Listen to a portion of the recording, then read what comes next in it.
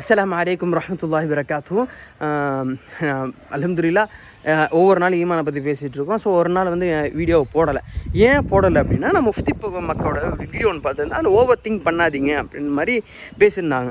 அப்போ நான் என்ன நினச்சேன்னா, இவ்வளோ நாள் அந்த வீடியோ நான் பார்த்துட்டு தான் இருக்கிறேன், பேசிகிட்டு தான் இருக்கிறேன், மேபி அதை பற்றி சம்திங் சொல்லிக்கிட்டு தான் இருக்கோம்.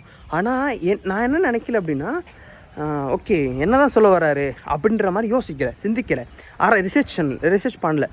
ஓகே, ஏன் ஓவர் திங்க் பண்ணால் ஈமான் போயிடும் அப்படின்னா, ஒன்றும் இல்லை, சிம்பிளாக எதை பற்றி யோசிப்போம் டீப்பாக, நம்ம லைஃபு, நம்ம பட்ஜெட்டு, அதுமாதிரி வந்து லைஃப் கரெக்டாக போகுமா, மேரேஜ் லைஃப்க்கு அப்புறமா, இந்த மாதிரி சம்திங் நிறைய விஷயங்களை நம்ம யோசிப்போம். கரெக்ட்? ஆமாம், கரெக்ட். ஆனால் இது டீப்பாக யோசிக்கும் போது என்ன ஆகிரும் அப்படின்னா, ஒரு கட்டத்துக்கு அப்புறம் நம்ம டிப்ரெஷனில் தள்ளுவோம். நம்மளுக்கு வந்து வாழ்க்கையே அப்படின்ற மாதிரி இருக்கும். நவுதுபில்லா, நானும் யோசித்தேன், அதுக்கப்புறம் அப்படியே போகுது. ஆமாம், அப்படியே போகுது. ஆமாம், அதுக்கப்புறம் எப்படி போகுது அப்படின்னா, அல்லாஹ் மேலே உங்களுக்கு சந்தேகம் வந்துடும்.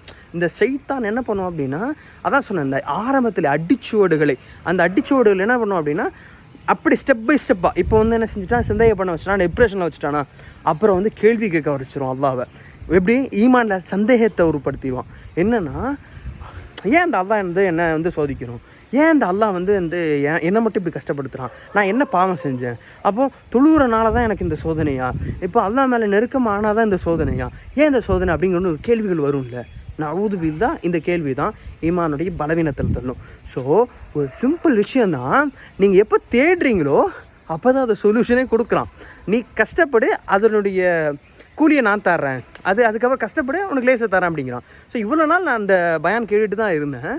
ஆனால் எனக்கு இன்றைக்கி தான் அதோடைய விளக்கம் வந்து எனக்கு என் ரப்பு வந்து என் உள்ளத்தில் போடுறான் அப்படின்னா, ஸோ அந்த விஷயத்தை நான் உங்கள் உள்ளத்தில் பதிக்கிறேன் இன்ஷா அல்லாஹ்.